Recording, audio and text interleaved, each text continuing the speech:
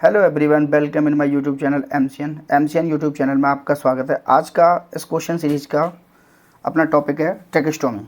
ठीक है, तो टेक्स्टोमी से संबंधित जितने भी की पॉइंट हैं आज अपन उनको डिस्कस करेंगे। टेक्स्टोमी से संबंधित जितने भी क्वेश्चन बन सकते हैं आज अपन उनको भी क्लियर करने की कोशिश करेंगे। तो चलिए आज का पहला क्वेश्चन शुरू करते हैं। What is the expected management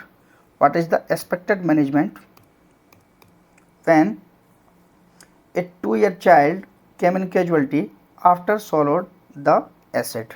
एक पेशेंट है यानी बच्चा है 2 साल का, उसने सॉलो कर दिया है किसको? एसिड को। तो एक्सपेक्टेड मैनेजमेंट पूछ रहा है। Option A inform to duty doctor, option B gastric lavage, option C saline enema, option D tracheostomy. ठीक है, तो इन्फॉर्म टू ड्यूटी डॉक्टर ये मैनेजमेंट में नहीं आता। गैस्ट्रिक लवाज एसिड वाला पेशेंट है तो इसको गैस्ट्रिक लवाज भी नहीं करेंगे क्योंकि ऑलरेडी उसका इंजरी हो चुकी होगी। ठीक है, अगर उसको वापस से निकालेंगे लवाज करेंगे तो उसको वापस से जो एसिड गया जिस रास्ते उसी रास्ते से वापस आएगा, तो वापस से में भी चांस ऑफ इंजरी। ठीक है, सलाइन एनीमा का कोई यूज है नहीं। राइट आंसर क्या होगा? राइट आंसर होगा tracheostomy. Tracheostomy is the right answer. ठीक है, अब अपन देखते हैं कि ट्रेकियोस्टोमी अपन कब कब डालते हैं। क्या देखते हैं? Indication of tracheostomy. Indication of tracheostomy indication क्या क्या होंगे? क्या हो, या तो पेशेंट को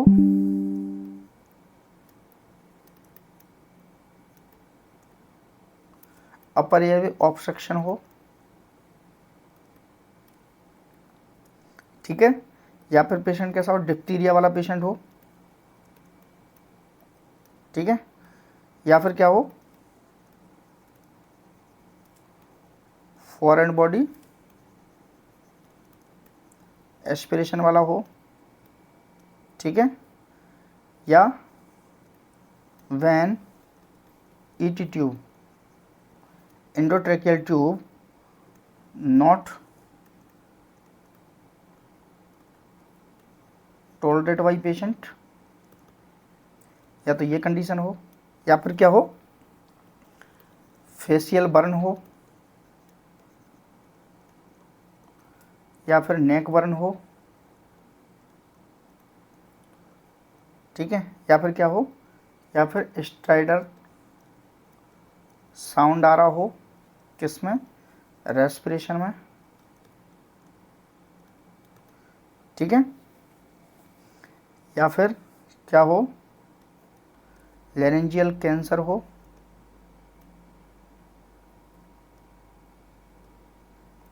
या फिर ट्यूमर हो। ठीक है, तो इंडिकेशन क्या क्या होंगे?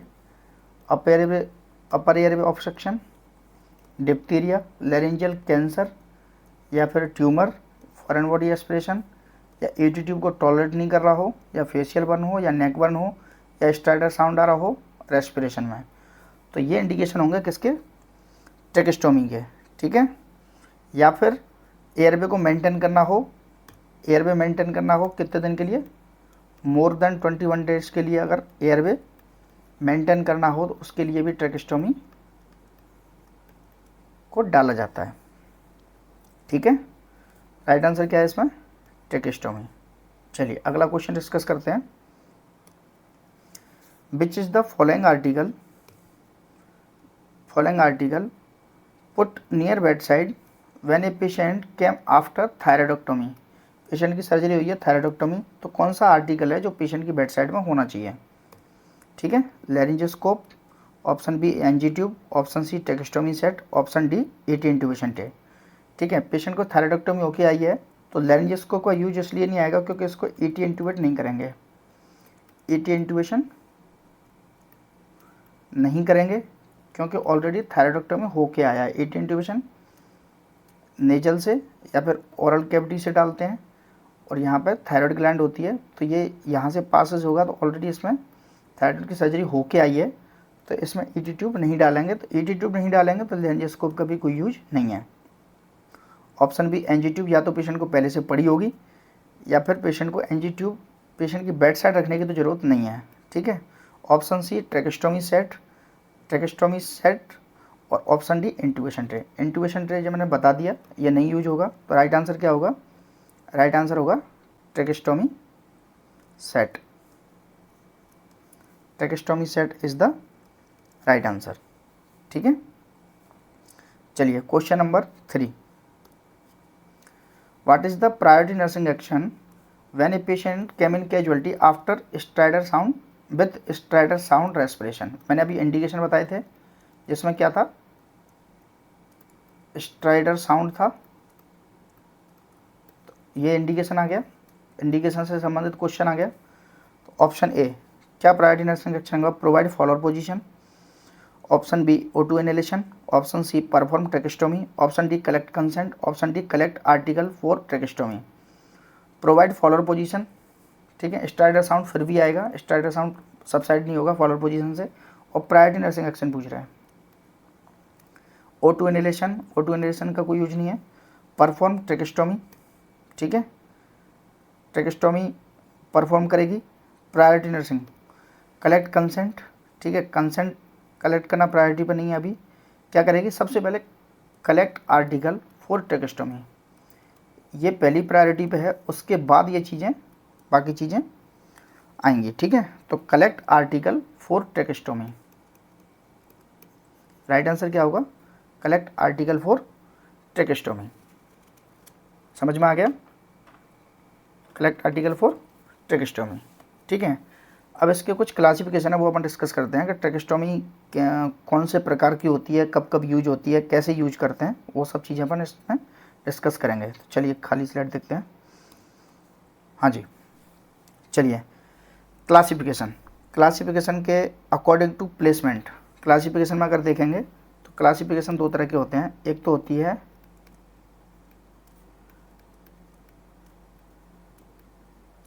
हाई ट्रेकेस्टोमी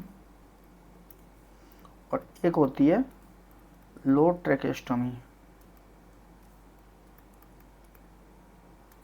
ठीक, अब हाई ट्रेकेस्टोमी किसको बोलते हैं?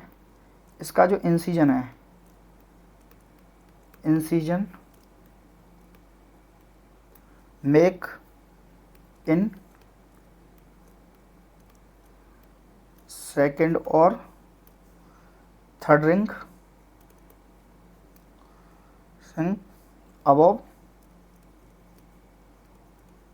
above the isthmus of thyroid। ठीक है, इंसिजन कहाँ पे होगा? थर्ड और सेकंड रिंग में, अबव द isthmus। ठीक है, और लो में कहाँ पे होगा? इंसिजन मेक इन थर्ड और फोर्थ रिंग। ये कहाँ पे? Ring of trachea. ठीक है, बिलो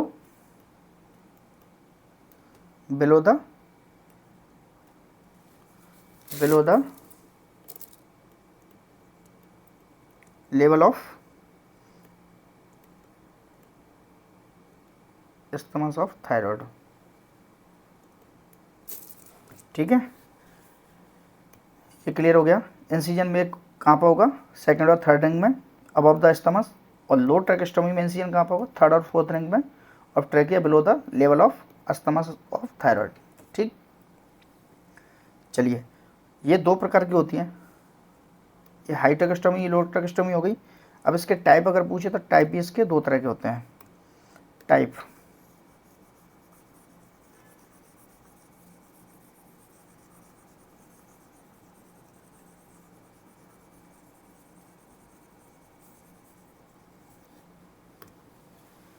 टाइप,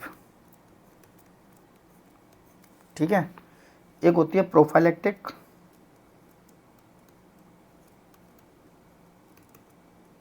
और एक होती है इमरजेंसी। प्रोफाइलेक्टिक और इमरजेंसी। प्रोफाइलेक्टिक यूज कब होती है? यूज फॉर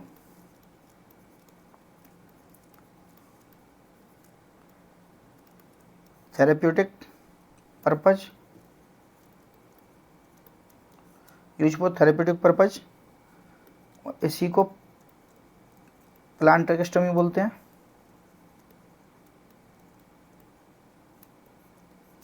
ठीक है, और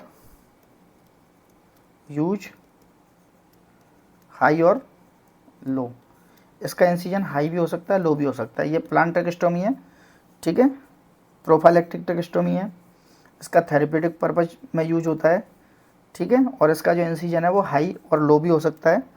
और इसका जो इंसिजन है, इसका जो इंसिजन है, इसका जो इंसिजन है, ये क्वेश्चन बनता है कि प्रोफाइलेक्टिक ट्रेकेस्टोमी करने जा रहे हैं, इसका जो इंसिजन है वो इंसिजन कैसा होगा, इंसिजन जहाँ से ट्रेकेस्टोमी इंसर्ट करेंगे उसका इंसिजन होगा हॉरिजॉन्टल।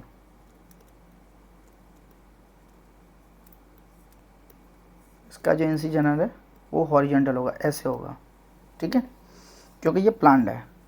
अब आ गई इमरजेंसी ट्रेकेस्टोमी। इमरजेंसी ट्रेकेस्टोमी का यूज कब होता है, use for save the patient life, इसका नाम ही इमरजेंसी है। ठीक है, और इसको लो ट्रेकेस्टोमी करते हैं। लो ट्रेकेस्टोमी यूज होता है, लो इंसिजन, लो ट्रेकेस्टोमी भी बोलते हैं इसको। ठीक है, और इसका जो इंसिजन है, इसका जो इंसिजन है वो वर्टिकल डायरेक्शन में होता है, वर्टिकल डायरेक्शन, इसका इंसिजन यूँ होता है। ठीक है, इसका हॉरिजॉन्टल और इसका वर्टिकल। ठीक है, चलिए अब according to duration, according to duration दो तरह की होती हैं tracheostomy. According to duration, duration, ठीक है, एक होती है शॉर्ट टर्म। शॉर्ट टर्म क्या होती है, 14 से 21 दिन के लिए अगर यूज कर रहे हैं तो ये शॉर्ट टर्म, या 2 से 3 वीक, कोई भी एक ऑप्शन आ सकता है। ठीक है, और लॉन्ग टर्म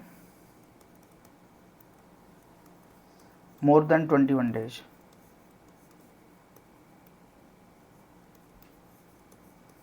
ठीक है, चलिए और कुछ की पॉइंट आएंगे तो आगे डिस्कस करेंगे। Question number 5, what is the commonest tracheostomy are use in the clinical practice. क्या पूछ रहा है, कॉमनेस्ट ट्रेकेस्टोमी पूछ रहा है, use in clinical practice. Option A second and third ring, option B third और फोर्थ रिंग। ठीक है, इंसिजन पूछ रहा है एक्चुअली, कॉमनेस्ट इंसिजन। ठीक है, फोर्थ और fifth ring, option D six और एथ रिंग। ठीक है, तो इसके लिए फर्स्ट प्रायोरिटी तो ये होगी, फर्स्ट प्रायोरिटी। ठीक है, कौन सी, ये थर्ड और फोर्थ रिंग। और सेकंड प्रायोरिटी पे आ जाएगा ये। लेकिन अगर कॉमनेस्ट एक ही पूछ रहा है तो राइट आंसर क्या होगा, थर्ड और फोर्थ रिंग, जिसको लो ट्रेकेस्टोमी भी बोलते हैं।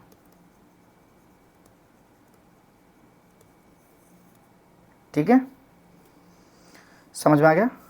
चलिए अगला क्वेश्चन डिस्कस करते हैं।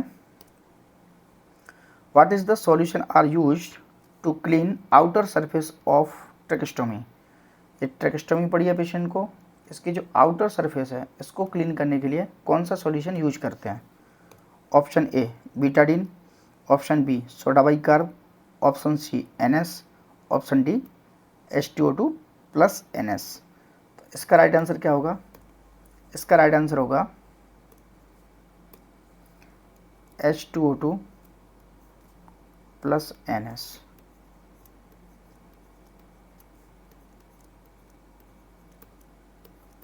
कई बार क्वेश्चन में आया है, आउटर सरफेस को क्लीन करने के लिए कौन सा सॉल्यूशन यूज करते हैं, H2O2 प्लस NS।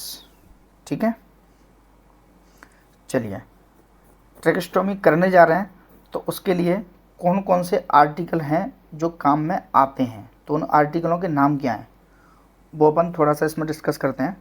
तो जो ट्रेकेस्टोमी डालने के लिए जो आर्टिकल यूज होते हैं उनके शॉर्ट में अपन नाम देख लेते हैं कौन कौन से होते हैं। एक होता है ट्रेकियल डायलेटर,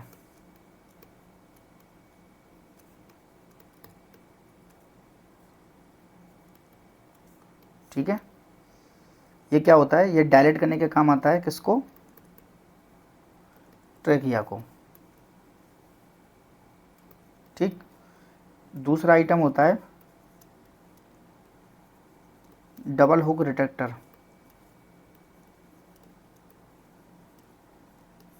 रिट्रैक्टर, इसका काम क्या होता है, इसका काम होता है विजुअलाइज और trace to the trachea during procedure, ठीक है। ये डायलेट करने के काम आता है, ये डबल हुक रिट्रैक्टर है, ये विजुअलाइज करने के काम आता है।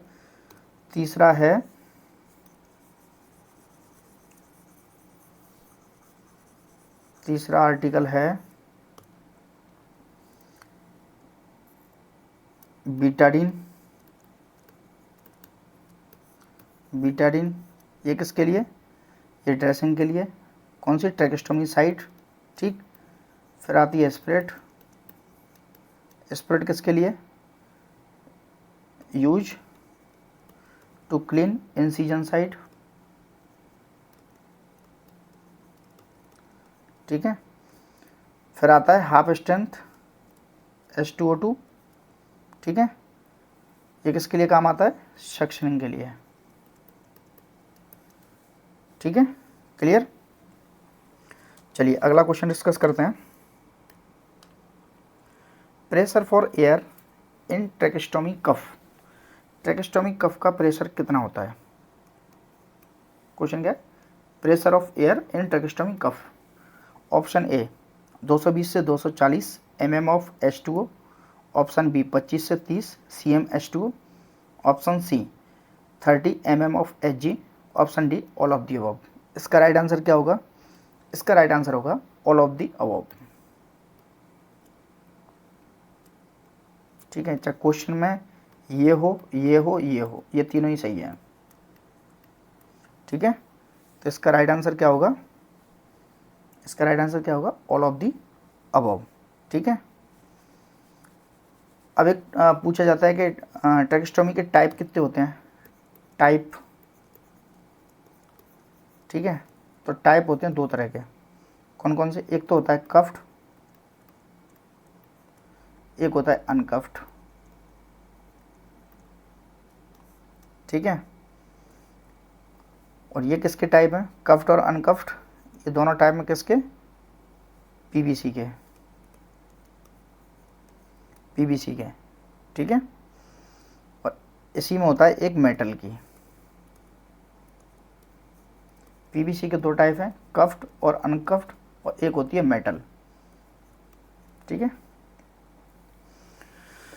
चलिए मेटल ट्रेकेस्टोमी जो ट्यूब होगी इसके जो आर्टिकल हैं मेटल ट्रेकेस्टोमी के लिए, तो मेटल ट्रेकेस्टोमी के आर्टिकल अगर अपन देखें तो मेटल ट्रेकेस्टोमी के लिए जो आर्टिकल होते हैं उनके नाम क्या क्या हैं वो भी थोड़ा शॉर्ट में देखते हैं। मेटल के लिए आर्टिकल होंगे, ठीक है, आउटर कैनुला होता है एक तो, ठीक है, आउटर कैनुला, ठीक है। और इसका अगर पूछे तो ये not a removable part during patient care. अगर मेटल ट्रेकेस्टोमी डली है किसी पेशेंट को तो उसमें एक आउटर कैनुला होगा, तो सक्शन करने के टाइम पे ये रिमूव नहीं होता है, ठीक है। ये इंपॉर्टेंट बात है, इसकी ध्यान देने वाली है, ठीक है। फिर होता है, हाँ, और इसका काम क्या होता है, इसका काम होता है use to open the airway. Airway को ओपन करने का इसका काम होता है, आउटर कैनुला नंबर 1। अब दूसरा होता है दूसरा कौन सा होता है, थोड़ा छोटा लिखते हैं। दूसरा होता है इनर कैनुला।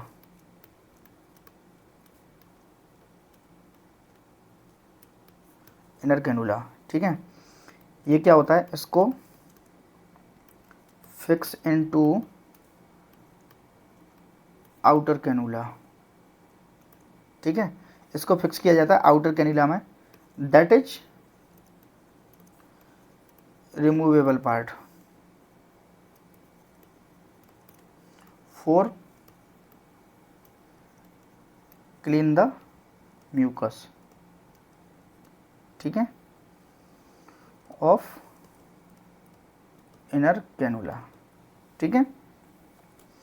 फिर एक और होता है ऑब्ट्यूरेटर।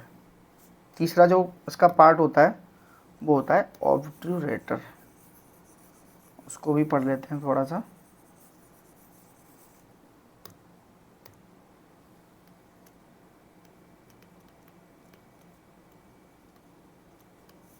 ऑब्ट्यूरेटर, इसी को क्या बोलते हैं, स्टिलेट। अगर स्टिलेट हो ऑप्शन में तो वो भी ठीक है, ठीक है। इसका काम क्या होता है, use for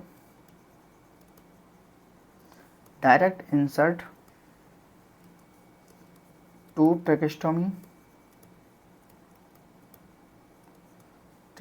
tube into trachea, ठीक है, ड्यूरिंग प्रोसीजर,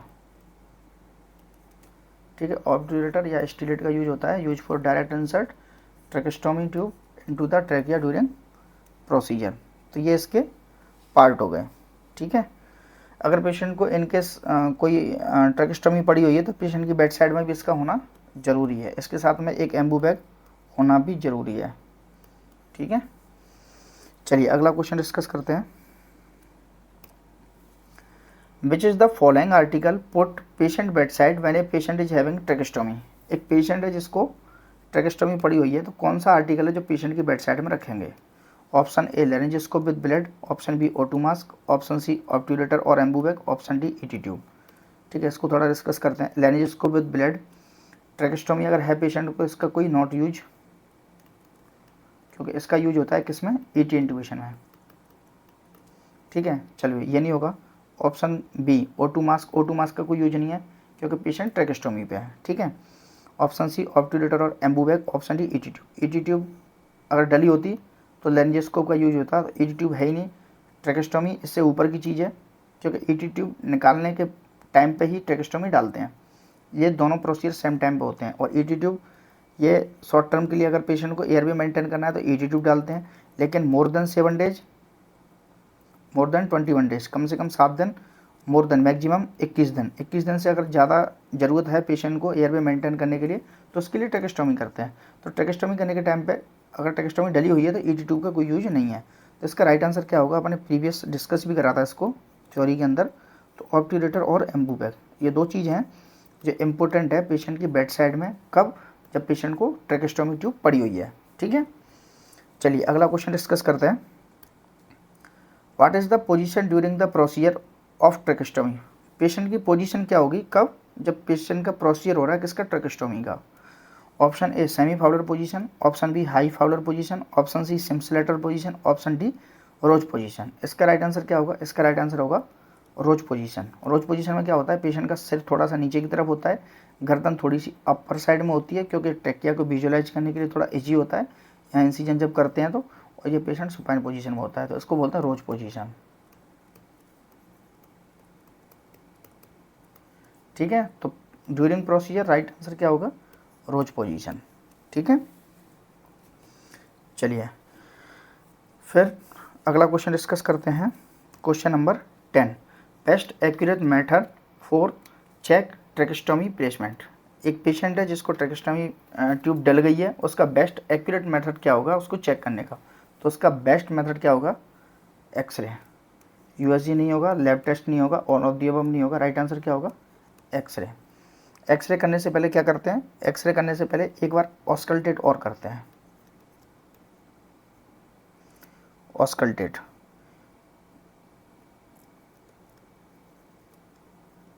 ऑस्कल्टेशन। ऑस्कल्टेशन कैसे करते हैं? ऑस्कल्टेशन करने के लिए here the sound on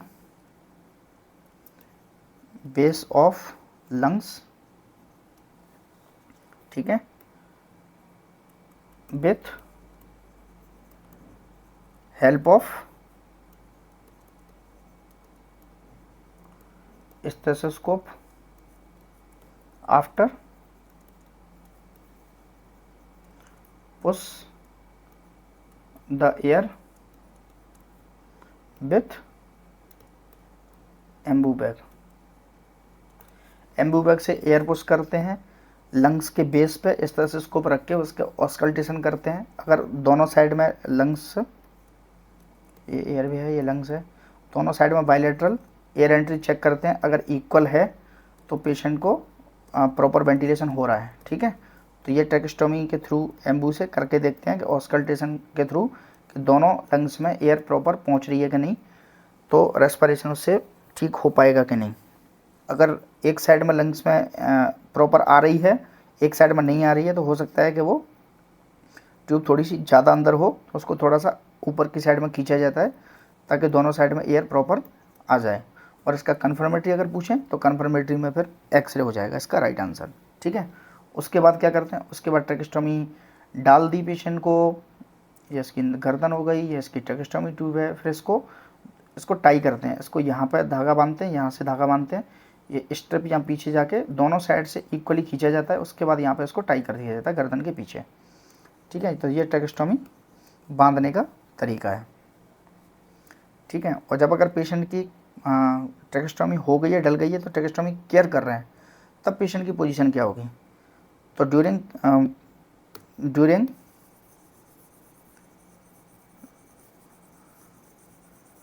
position care of tracheostomy,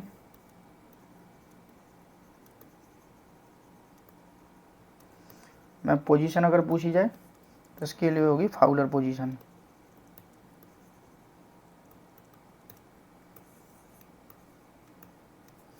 ठीक है। अच्छा, पेशेंट को ट्रेकेस्टोमी डल गई, चलो अगला क्वेश्चन डिस्कस करते हैं, उसी में आएगा। Most common problem after tracheostomy procedure. एक पेशेंट है जिसको ट्रेकेस्टोमी डली है, तो उसके लिए मोस्ट कॉमन प्रॉब्लम क्या होगी? Option A pain, option B airway obstruction, option C unable to speak, option D aspiration. देखिए, ट्रेकेस्टोमी डलने के टाइम पे मे बी चांसेज हैं उसको पेन होगा, लेकिन ये मोस्ट कॉमन प्रॉब्लम में नहीं आएगा। एयरवे ऑब्स्ट्रक्शन, ट्रेकेस्टोमी डल गई है तो एयरवे ऑब्स्ट्रक्शन के चांसेस ना के बराबर हैं, ठीक है, तो ये नहीं होगा मोस्ट कॉमन में।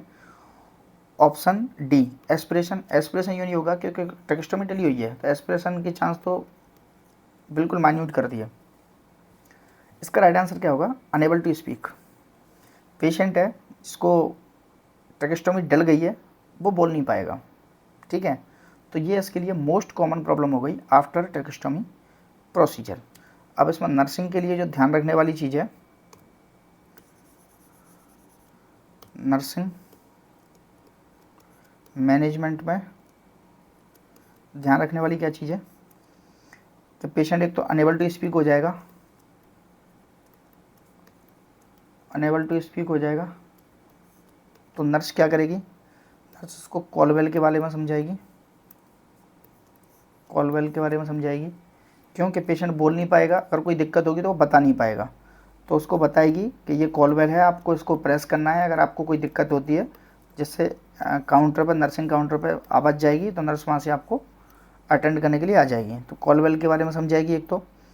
दूसरा, एक प्रोवाइड पेन और पेंसिल, पेन और पेंसिल किस लिए? कम्युनिकेट करने के लिए, ठीक है, क्यों कि पेशेंट बोल नहीं पाएगा तो पेशेंट समझा नहीं पाएगा, तो उसको पेन और पेंसिल दे देगी, अगर पेशेंट कॉन्शियस है तो, है ना, पेन और पेंसिल दे देगी तो लिख के एक्सप्लेन कर पाएगा कि उसको क्या दिक्कत हो रही है। ठीक है, चलिए अगला क्वेश्चन देखते हैं।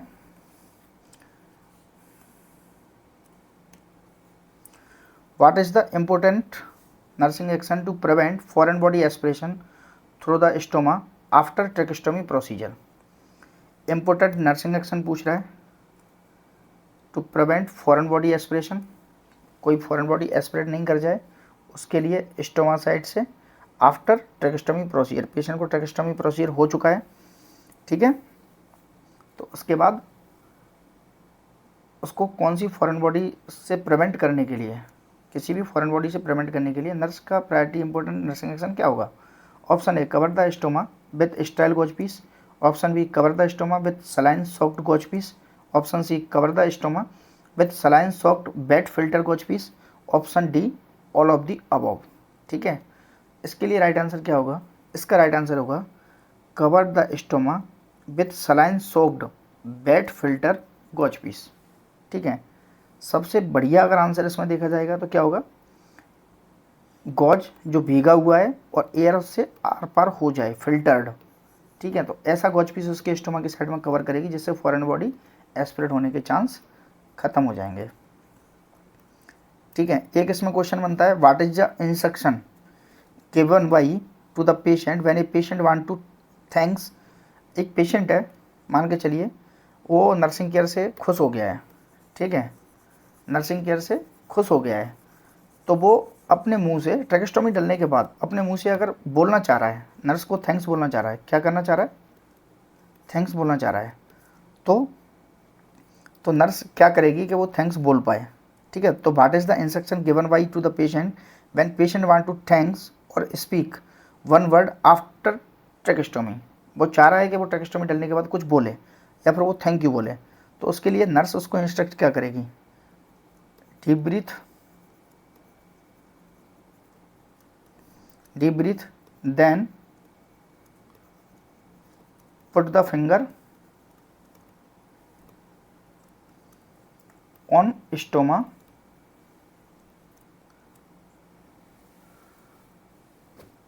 टू स्पीक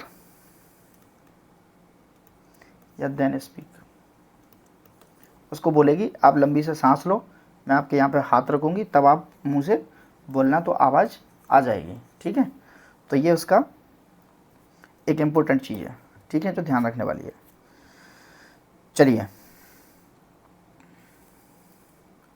अगर इसमें कोई पूछा जाए second most common complication after tracheostomy या second most common problem after tracheostomy. ठीक है, अगर आपसे कोई पूछा जाए सेकंड मोस्ट कॉमन, पहली तो क्या हो गई unable to speak, second most common क्या होगी, second most common problem after tracheostomy.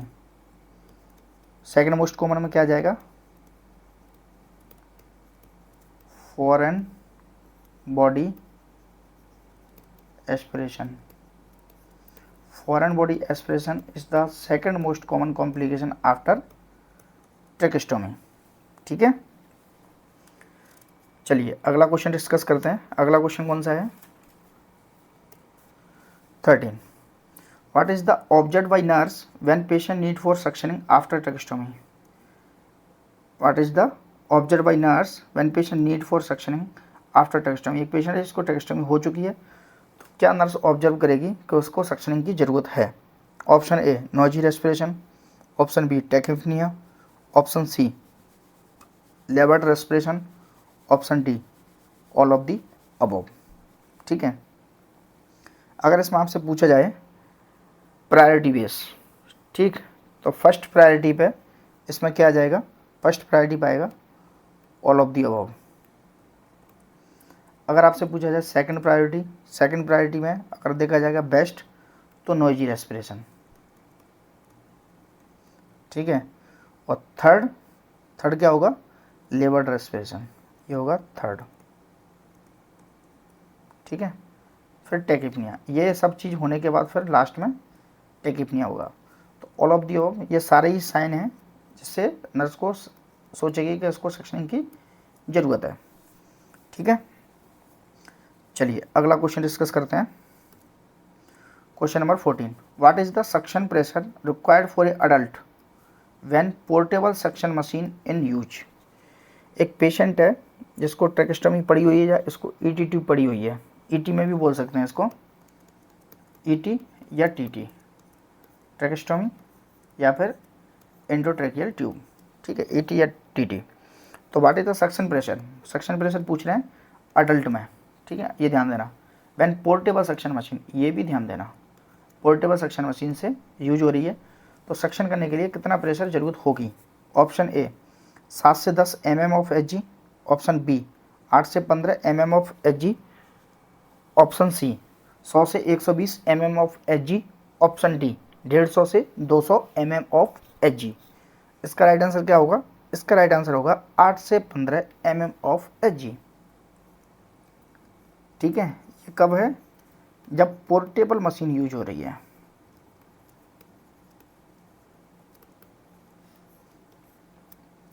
ठीक है, पोर्टेबल मशीन यूज हो रही है। अगर बोलते हैं कि सक्शनिंग के लिए नॉर्मल जो wall fitted suction jar use कर रहे हैं तो उसके लिए क्या होगा, अडल्ट में क्या होगा 100 से 120 mm of H, right answer. ठीक है, और अगर कोई पूछे कि इसको कितने तक बढ़ा सकते हैं तो इसको 150 तक कर सकते हैं। 100 से 120 तो नॉर्मल हो गया, और इसको कितने तक कर सकते हैं 150, 100 से 150 mm ऑफ एच। ठीक है, वॉल फिटेड है तो ये होगा, और पोर्टेबल मशीन है तो फिर 8 से 15 mm of H G is the right answer. ठीक, अगर आपसे कोई पूछा जाए कि सक्शनिंग करने के लिए अगर कोई पेशेंट है जिसको थिक सिक्रेशन आ रहा है, मतलब बहुत हार्ड सिक्रेशन है, थिक सिक्रेशन है, तो उसके लिए जो सॉल्यूशन यूज करेंगे उसको वेट करने के लिए ईटी ट्यूब के थ्रू या टीटी के थ्रू अगर उसमें लिक्विड डालेंगे, सॉल्यूशन डालेंगे तो उसके लिए कितना डाल सकते हैं। ठीक है, तो अगर पूछा जाए अडल्ट के लिए सॉल्यूशन यूज, ठीक है, फॉर सक्शनिंग, अंदर डालने के लिए, तो अडल्ट का पूछा जाएगा तो अडल्ट का होगा 3 से 5 ml। ठीक है, अगर यही आपसे पूछा जाए नियोनेट का, या तीनों के डाटा क्लियर करवा रहे हैं, आधे से 1 ml। ठीक है, नियोनेट का। अगर कोई पूछे आपसे इन्फेंट का तो 1 से 2 ml। ठीक है, सक्शनिंग का टाइम, सक्शनिंग का टाइम, ये इंपॉर्टेंट क्वेश्चन है। सक्शनिंग का टाइम, सक्शन का टाइम,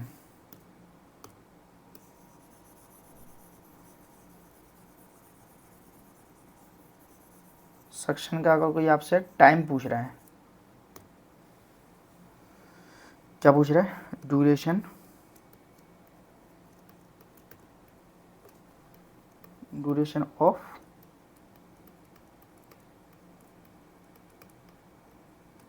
सक्शनिंग कितना होगा, 10 to 15 सेकेंड। ठीक है, नॉट मोर देन 15,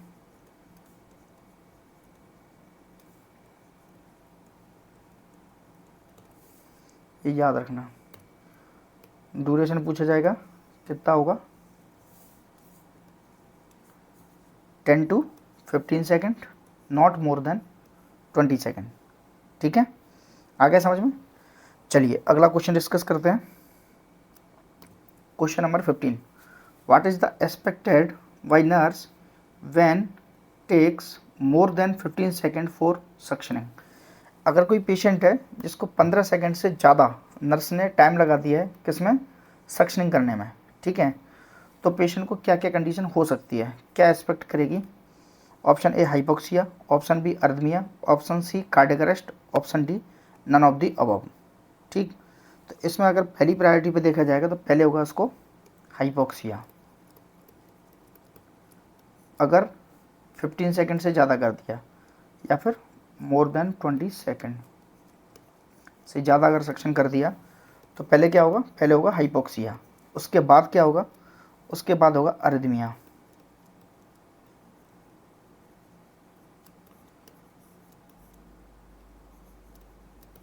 ठीक है, उसके बाद क्या हो जाएगा, उसके बाद हो जाएगा कार्डियक अरेस्ट, कार्डियक अरेस्ट। ठीक है, तो ये ध्यान देना है कि एक सक्शनिंग की वजह से पेशेंट की डेथ हो सकती है।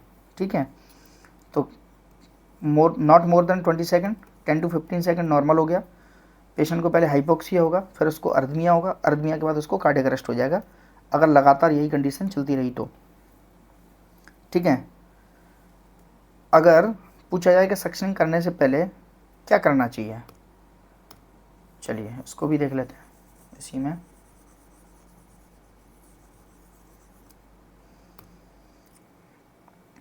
ठीक है, अकॉर्डिंग टू प्रायोरिटी,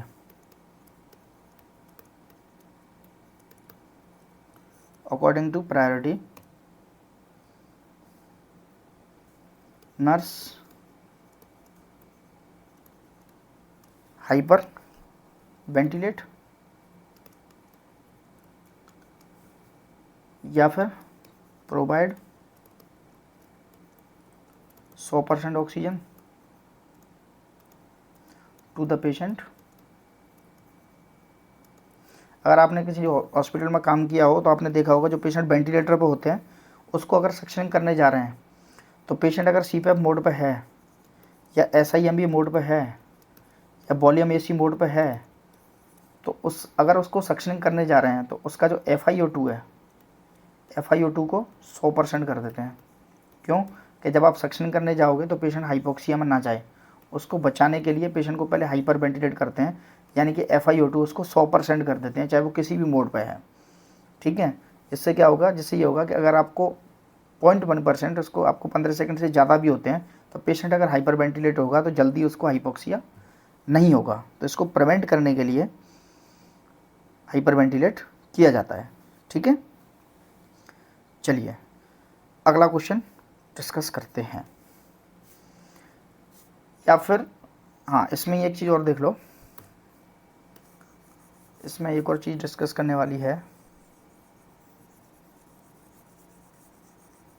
अगर आपसे पूछा गया है एम्बू की फुल फॉर्म क्या होती है, AMBU, एम्बू बैग, अपन बोलते तो हैं एम्बू बैग, लेकिन एम्बू बैग की फुल फॉर्म होती क्या है, एम्बू बैग की फुल फॉर्म होती है आर्टिफिशियल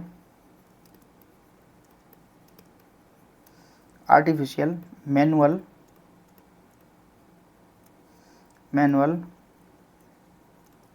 ब्रीथिंग यूनिट। क्या बोलते हैं, artificial manual breathing unit. Anbu bag की फुल फॉर्म क्या है, आर्टिफिशियल मैनुअल ब्रीथिंग यूनिट। इसकी अगर कैपेसिटी की बात करी जाए, कैपेसिटी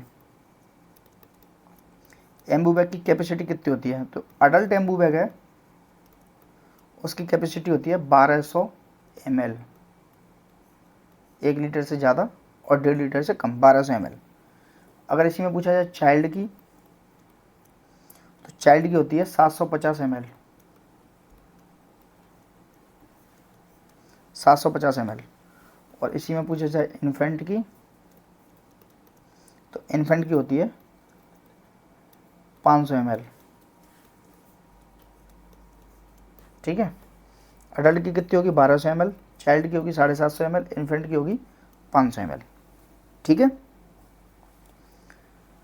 अब अगर कोई पूछा जाए कि आप ट्रैकेस्टोमी है पेशेंट को और उसको सक्शनिंग कर रहे हैं, ठीक है, क्या कर रहे हैं, पेशेंट को ट्रैकेस्टोमी है या ET ट्यूब है तो उसको सक्शनिंग करने जा रहे हैं, तो सक्शनिंग करने के लिए जो कैथेटर है उसको कितना इंसर्ट करते हैं, ठीक है।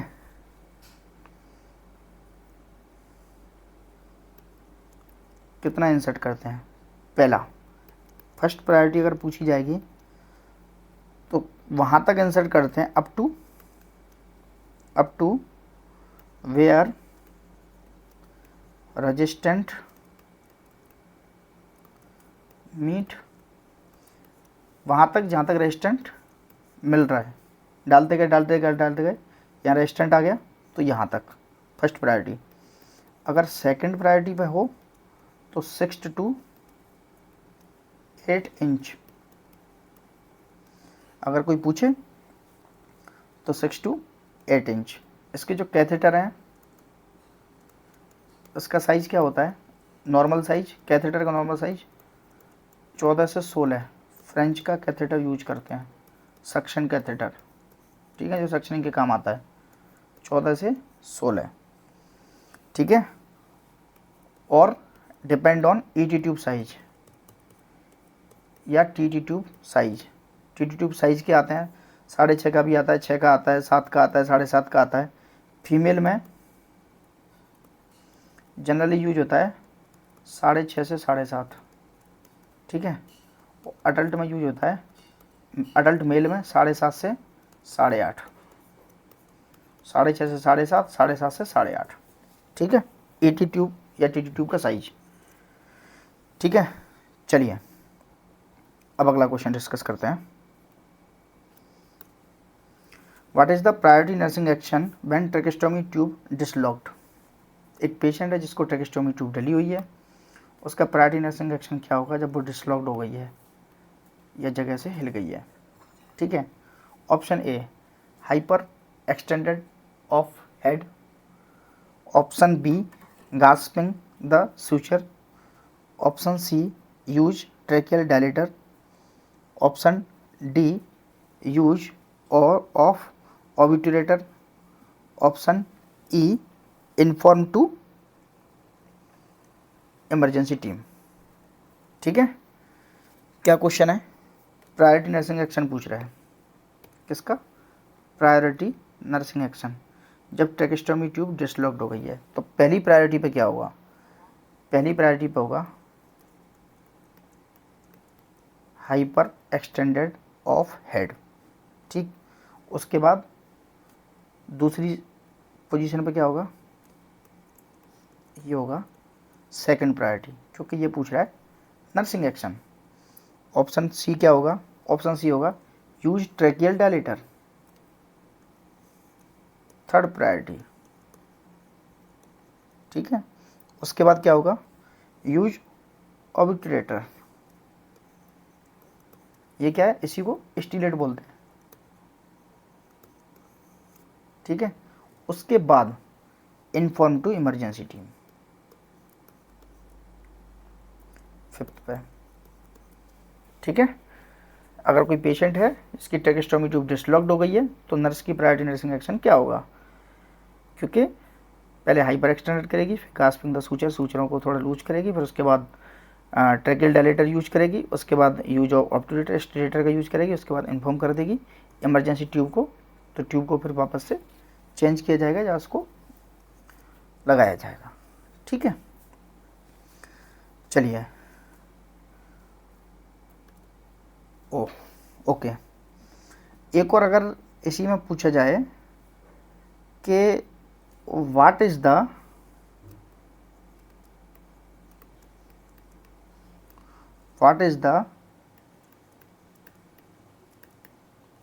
Priority nursing action when tracheostomy tube complete block,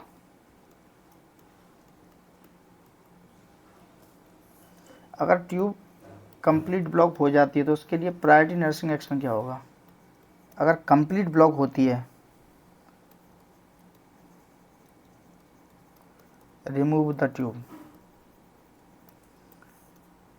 अब ये पूछोगे क्यों, अगर आप इन्फॉर्म करने जाओगे डॉक्टर को, एनेस्थेसिया को इन्फॉर्म करने जाओगे पेशेंट को कंप्लीट ब्लॉक है, तो जब तक तुम इन्फॉर्म करोगे, जब तक कोई आएगा, जब तक उसको सांस नहीं मिलेगी, तो क्या होगा? हाइपोक्सिया होगा। हाइपोक्सिया के बाद क्या होगा?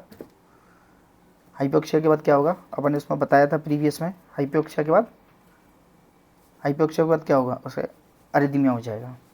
अरिथमिया हो जाएगा। अरिथमिया के बाद क्या हो जाएगा? उसको कार्डियक अरेस्ट हो जाएगा। तो इस ब्लॉकेज की वजह से उसको अरेस्ट हो, इससे बेटर है ना रिमूव द ट्यूब। ये होगी फर्स्ट प्रायोरिटी। उसके बाद इन्फॉर्म टू ड्यूटी डॉक्टर। अगर कंप्लीट ब्लॉक का पूछा जाए तो क्या होगा? Remove the tube first priority पाएगा, उसके बाद आएगा inform to duty doctor.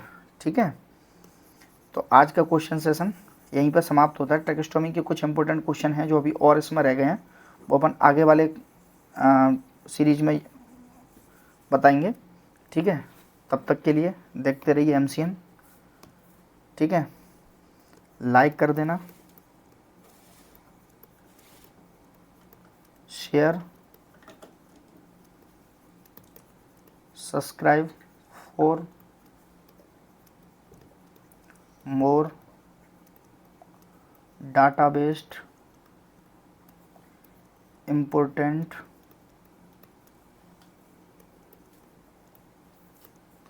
Question. ठीक है, क्या करना है? क्या करना है? लाइक,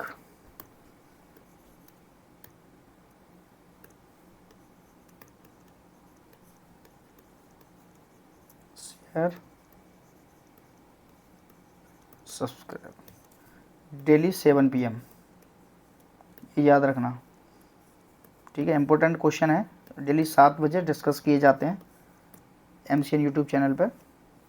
ठीक है, चलिए आज के लिए थैंक यू।